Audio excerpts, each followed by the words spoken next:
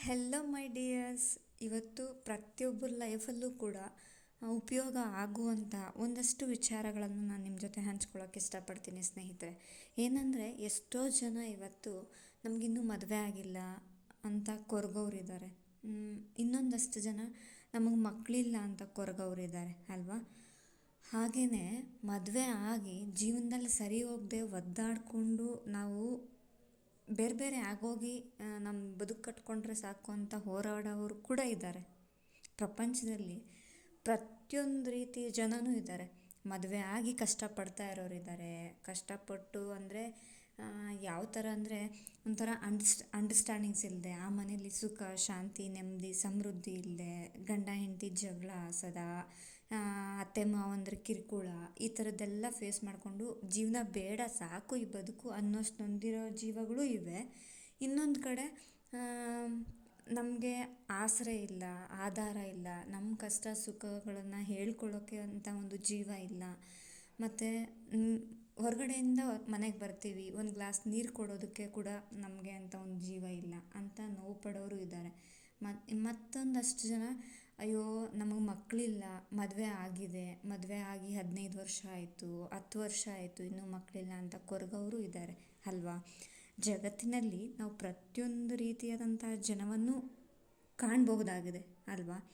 ಹಾಗಾಗಿ ನಾನು ಹೇಳೋದು ಏನಂದರೆ ಮೈ ಡಿಯರ್ಸ್, ಬಹುಶಃ ನಾವು ಕೊರತೆಗಳನ್ನು ನ್ಯೂನತೆಗಳನ್ನು ಹುಡುಕ್ತಾ ಹೋದರೆ ಕ್ಷಣ ಕ್ಷಣಕ್ಕೂ ದಿನ ದಿನಕ್ಕೂ ಸಾವಿರಾರು ಸಮಸ್ಯೆಗಳು ಉಲ್ಬಣಗೊಳ್ಳುತ್ತೆ, ಅಂದರೆ ಉದ್ಭವ ಆಗುತ್ತೆ. ಸಾವಿರಾರು ಸಮಸ್ಯೆಗಳು, ಸಾವಿರಾರು ಸಂಕಷ್ಟಗಳು ಎದುರಾಗುತ್ತೆ. ಆದರೆ ನಾವು ಒಂದು ಮನಸ್ಸು ಮಾಡಬೇಕು, ಒಂದು ಚಿಕ್ಕ ಮನಸ್ಸು ಮಾಡಬೇಕು. ಏನಂದರೆ ಏನೇ ಪ್ರಾಬ್ಲಮ್ಸ್ ಬರಲಿ, ಏನೇ ಸಮಯ ಸಂದರ್ಭ ಪರಿಸ್ಥಿತಿ ಎಷ್ಟೇ ಕೆಟ್ಟದಾಗಿರಲಿ, ನನಗೆ ನನ್ನ ಗಂಡನಿಗೆ ನಾನು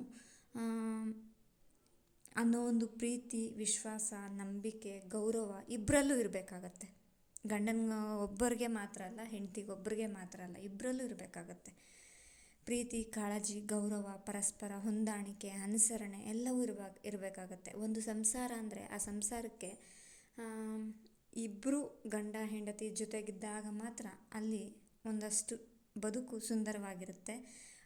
ಮಕ್ಕಳಿಗೂ ಕೂಡ ಒಂದು ಹಂತಕ್ಕೆ ನೆಮ್ಮದಿ ಶಾಂತಿ ಸಮಾಧಾನ ಸಂತೃಪ್ತಿಯಾದ ಜೀವನ ಸಿಗುತ್ತೆ. ಗಂಡ ಹೆಂಡತಿ ಇಬ್ಬರು ದೂರ ದೂರ, ಆ ಕಡೆ ಒಬ್ಬರು ಈ ಕಡೆ ಒಬ್ಬರು ಅಂದರೆ ಅದೇ ಎತ್ತು ಏರಿಗೆಳಿತು ಕೋಣ ನೀರಿಗೆಳಿತು ಅನ್ನಂಗಾದರೆ ಖಂಡಿತ ಬದುಕು ಸರಿ ಹೊಂದಲ್ಲ. ಇನ್ನೊಂದೇನೆಂದರೆ ಅಲ್ಲಿರ್ತಕ್ಕಂಥ ಮಕ್ಕಳಿಗೂ ಕೂಡ ನೆಮ್ಮದಿ ಶಾಂತಿ ಸಮಾಧಾನ ಇರಲ್ಲ. ಹಾಗಾಗಿ ಪ್ರತಿಯೊಬ್ಬರು ಬದುಕಲ್ಲೂ ಸಾಕಷ್ಟು ಸಂಕಷ್ಟಗಳು ಸಾಕಷ್ಟು ಪರಿಸ್ಥಿತಿಗಳು ಇದ್ದೇ. ಆದರೆ ಆ ಎಲ್ಲದರ ಮಧ್ಯೆ, ಆ ಎಲ್ಲ ಸಮಸ್ಯೆಗಳ ಮಧ್ಯೆ, ಆ ಎಲ್ಲ ಸಂಕಷ್ಟಗಳ ಮಧ್ಯೆ ಪರಿಶುದ್ಧವಾದ ಮನಸ್ಸು ನಿಷ್ಕಲ್ಮಶವಾದ ಹೃದಯದಿಂದ ಒಂದಷ್ಟು ಅನುಸರಣೆ, ಒಂದಷ್ಟು ಹೊಂದಾಣಿಕೆ, ಒಂದಷ್ಟು ದಿನ ಮಾಡ್ಕೊಂಡು ಬಿಡೋಣ. ಹೊಂದಾಣಿಕೆ ಮಾಡ್ಕೊಂಡು ಅನುಸರಣೆ ಮಾಡ್ಕೊಂಡು ಹೋಗಿಬಿಡೋಣ ಅಲ್ವಾ. ನಮ್ಮ ಒಂದು ಸಮಯ ಕೂಡ ಖಂಡಿತ ಬರುತ್ತೆ, ನಮಗೂ ಒಳ್ಳೆಯ ದಿನಗಳು ಖಂಡಿತ ಬರುತ್ತೆ. ಕಷ್ಟಗಳನ್ನು ಕೊಡೋ ಆ ದೇವರು ಕೂಡ ಎಷ್ಟು ದಿನ ಕಷ್ಟಗಳನ್ನು ಕೊಡ್ತಾನೆ ಅಲ್ವಾ. ಒಂದಲ್ಲ ಒಂದಿನ ಆ ಕಷ್ಟಗಳೇ ಸೋತು ನಮಗೆ ಸುಖದ ದಿನಗಳು ಬರುವಂತೆ ಮಾಡುತ್ತೆ ಅಲ್ವಾ. ಹಾಗಾಗಿ ನಾನು ಹೇಳೋದೇನೆಂದರೆ ಏನೇ ಸಿಹಿ ಇರಲಿ, ಏನೇ ಕಹಿ ಇರಲಿ, ಏನೇ ಕಷ್ಟ ಇರಲಿ, ಆದಷ್ಟು ಕಣ್ಣು ತುಂಬ ನಿದ್ದೆ ಮಾಡಿ, ಹೊಟ್ಟೆ ತುಂಬ ಊಟ ಮಾಡಿ, ನೆಮ್ಮದಿಯಾಗಿ ಶಾಂತಿಯಾಗಿ ಆರಾಮಾಗಿರಿ. ಜೊತೆಗೆ ಸ್ಟ್ರೆಸ್ ಫ್ರೀ ಲೈಫನ್ನು ಲೀಡ್ ಮಾಡೋದಕ್ಕೆ ಅಭ್ಯಾಸ ಮಾಡ್ಕೊಳ್ಳಿ. ನಿಮ್ಮ ಆರೋಗ್ಯ ಚೆನ್ನಾಗಿದ್ದರೆ ಬೇರೆ ಎಲ್ಲವೂ ತಾನಾಗೇ ಬರುತ್ತೆ.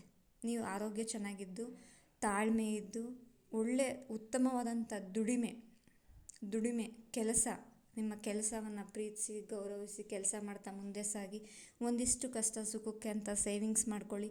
ನೀವು ನಿಮ್ಮ ಮಕ್ಕಳು ನಿಮ್ಮ ಫ್ಯಾಮಿಲಿ ನೆಮ್ಮದಿಯಾಗಿರಿ. ಯಾರಿಗೂ ಕೆಟ್ಟದ್ದು ಬಯಸಬೇಡಿ, ಎಲ್ಲರಿಗೂ ಒಳ್ಳೇದು ಬಯಸಿ. ಕೆಲವೊಮ್ಮೆ ನಿಮಗೆ ಆ ಭಗವಂತ ಮಾತ್ರ ನಿಮ್ಮ ನೋವು ಕಷ್ಟಗಳನ್ನು ಭಗವಂತನ ಹತ್ರ ಹೇಳಿ, ಬೇರೆ ಯಾರ ಹತ್ರನೂ ಹೇಳಬೇಡಿ. ಕಾಣದ ದೈವ ನಮ್ಮನ್ನು ಕಾಪಾಡೋದು ಬಿಟ್ಟರೆ ಬೇರೆ ಎಲ್ಲ ಯಾರು ಆಗ್ತಾರೆ ಯಾರು ಹೋಗ್ತಾರೆ ಹೇಳೋಕ್ಕೆ ಆಗಲ್ಲ. ಹಾಗಾಗಿ ಲೈಫಲ್ಲಿ ಖುಷಿಯಾಗಿರಿ ಅಂತ ಹೇಳ್ತಾ ನಮ್ಮ ಚಾನಲನ್ನು ಲೈಕ್ ಮಾಡಿ, ಶೇರ್ ಮಾಡಿ, ಸಪೋರ್ಟ್ ಮಾಡಿ, ಸಬ್ಸ್ಕ್ರೈಬ್ ಮಾಡಿ. ಯಾರೆಲ್ಲ ಸಬ್ಸ್ಕ್ರೈಬ್ ಮಾಡದೆ ನೋಡ್ತಾ ಇದ್ದೀರಾ ಪ್ಲೀಸ್ ದಯವಿಟ್ಟು ಸಬ್ಸ್ಕ್ರೈಬ್ ಮಾಡ್ಕೊಂಡು ನೋಡಿ. ಏನೆಲ್ಲ ಪ್ರಾಬ್ಲಮ್ಸ್ ಇದ್ದರೂ ಖಂಡಿತ ಎಲ್ಲ ಒಂದಿನ ಸರಿ ಆಗುವಂಥ ದಿನ ಬಂದೇ ಬರುತ್ತೆ. ಆದರೆ ಅಲ್ಲಿ ಅದನ್ನು ಸರಿಪಡಿಸ್ಕೊಳ್ಳುವಂಥ ಮತ್ತು ಆ ಸಮಸ್ಯೆಗಳ ನಮ್ಮ ಮನಸ್ಸಿಂದ ನಮ್ಮ ಹೃದಯದಿಂದ ಕಿತ್ತು ಹಾಕಿ ಬದುಕುವಂತಹ ಜಾಣ್ಮೆ ನಮಗೆ ಬೇಕಾಗತ್ತೆ. ಹೌದು, ಸಮಸ್ಯೆಗಳಿಲ್ಲದ ಜೀವನ ಈ ಜಗತ್ತಿನಲ್ಲಿ ಯಾರ್ದೂ ಇಲ್ಲ. ಪ್ರತಿಯೊಬ್ಬರ ಬದುಕಲ್ಲೂ ಸಾಕಷ್ಟು ಸಮಸ್ಯೆಗಳು, ಸಾಕಷ್ಟು ಕಷ್ಟಗಳಿರುತ್ತೆ. ಆದರೆ ಆ ಎಲ್ಲದರ ಮಧ್ಯಗಳು ನಾವು ಒಂದಿಷ್ಟು ಸುಖ, ಶಾಂತಿ, ನೆಮ್ಮದಿ, ಸಂತೃಪ್ತಿ, ಸಮಾಧಾನವನ್ನು ಕಂಡುಕೊಳ್ಬೇಕು. ಖುಷಿಯಾಗಿ ಪ್ರತಿದಿನ ಹೊಸ ದಿನ, ಪ್ರತಿದಿನ ಹೊಸ ಕನಸು, ಪ್ರತಿದಿನ ಹೊಸ ಬದುಕು, ಇವತ್ತೇ ಕೊನೆ ದಿನ ಅನ್ನೋ ಥರ ಖುಷಿಯಾಗಿ ಬದುಕಿ ಲೈಫನ್ನು ಎಂಜಾಯ್ ಮಾಡಿ ಅಂತ ಹೇಳ್ತಾ, ಏನೇ ಇರಲಿ ಮೈ ಡಿಯರ್ಸ್, ಖುಷಿಯಾಗಿರಿ, ಆದಷ್ಟು ನೆಮ್ಮದಿಯಾಗಿರಿ. ನಾವು ನೆಮ್ಮದಿಯಾಗಿದ್ದಷ್ಟು, ಖುಷಿಯಾಗಿದ್ದಷ್ಟು ಈ ಕೆಲವೊಂದು ಕೆಟ್ಟ ಈ BP, ಶುಗರು ಆ ಥರದ್ದೆಲ್ಲ ಅವಾಯ್ಡ್ ಆಗೋದ್ರಿಂದ ಸ್ಟ್ರೆಸ್ ಫ್ರೀ ಲೈಫ್ ಲೀಡ್ ಮಾಡೋದ್ರಿಂದ ನಮ್ಮ ಹೆಲ್ತ್ ಚೆನ್ನಾಗಿರುತ್ತೆ. ಮಾನಸಿಕವಾಗಿ, ದೈಹಿಕವಾಗಿ ಆರೋಗ್ಯವಾಗಿರಿ ಅಂತ ಹೇಳ್ತಾ, ಎಲ್ಲರಿಗೂ ಒಳಿತಾಗಲಿ, ಎಲ್ಲರಿಗೂ ಶುಭವಾಗಲಿ. Thank you.